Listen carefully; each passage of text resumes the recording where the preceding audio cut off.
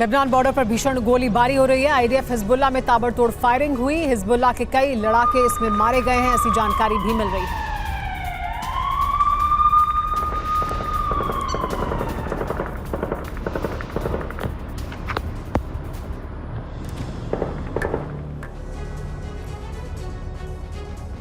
सात अक्टूबर को इजरायल थर्रा गया था। तबाही मचाने वाले हमास का खात्मा करने में इजरायल अभी तक नाकाम है।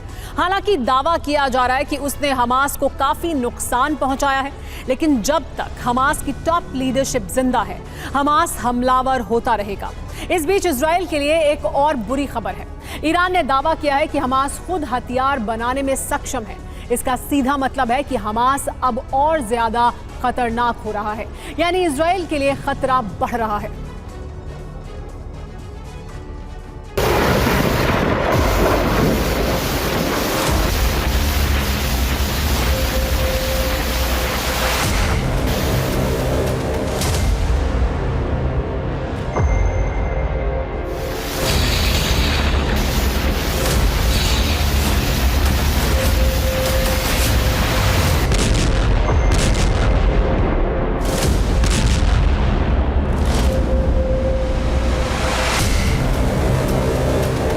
तबाही के अस्त्र, हमास सौदागर, ईरान की तकनीक, हमास का अटैक।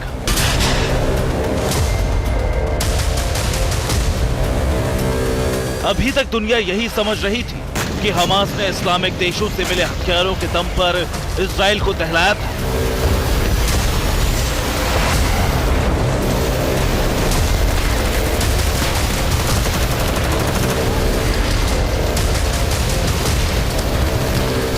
लेकिन अब तस्वीर साफ हो चुकी है कि हमास खुद हथियार बना रहा है। ईरान के विदेश मंत्री ने एक बयान में कहा है,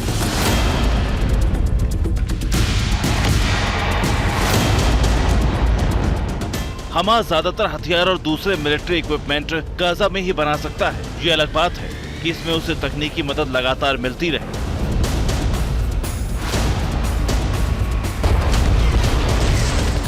ईरान के विदेश मंत्री के इस बयान से साफ जाहिर होता है, हमास पहले से कहीं ज्यादा खौफनाक हो चुका है। एक तरफ अलक्सा ब्रिगेड में लड़ाकों की भर्ती कर रहा है, दूसरी तरफ हथियार बनाकर वो इजराइल पर लगातार लंबे वक्त तक हमले करने की तैयारी में है।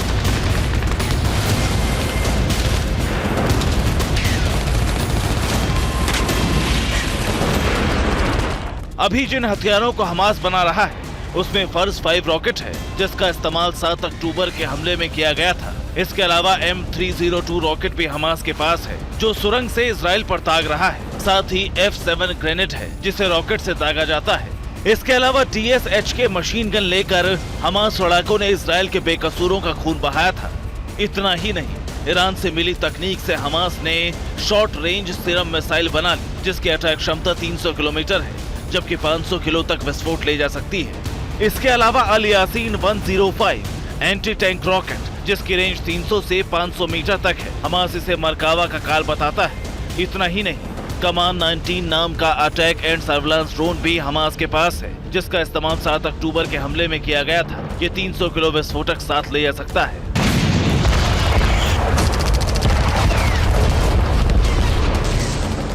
वॉर ग्राउंड पर मौजूद TV9 reporter Vipin Choubey Israeli सेना के बेस पहुंचे तो हमास के घातक और विनाशक हथियारों का खुलासा हो गया। इजराइल के खिलाफ 7 अक्टूबर को शुरू हुए जंग में हमास के लड़ाकों ने कितनी बड़ी तैयारी कर रखी थी, उसका साजो सामान इस वक्त इजराइल के एक डिफेंस बेस पर रखा हुआ है। और मैं उसी डिफेंस बेस पर TV9 भारतवर्ष की मौजूदगी है और एक एक इक्विपमेंट्स आपको दिखाए जा रहे हैं।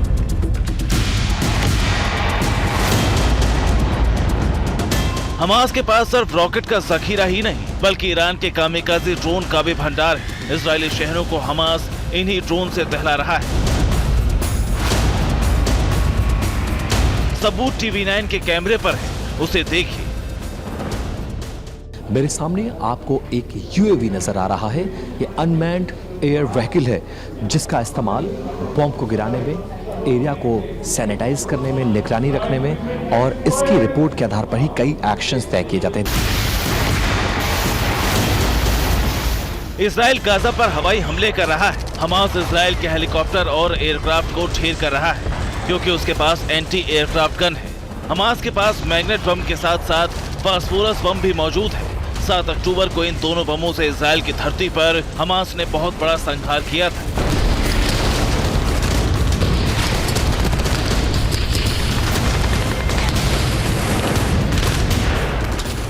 इसमें से 80% हथियार हमास ने खुद बनाए हैं। उसके पास 15% ईरानी हथियार हैं, जबकि 5% रूस, उत्तर कोरिया और मिस्र के।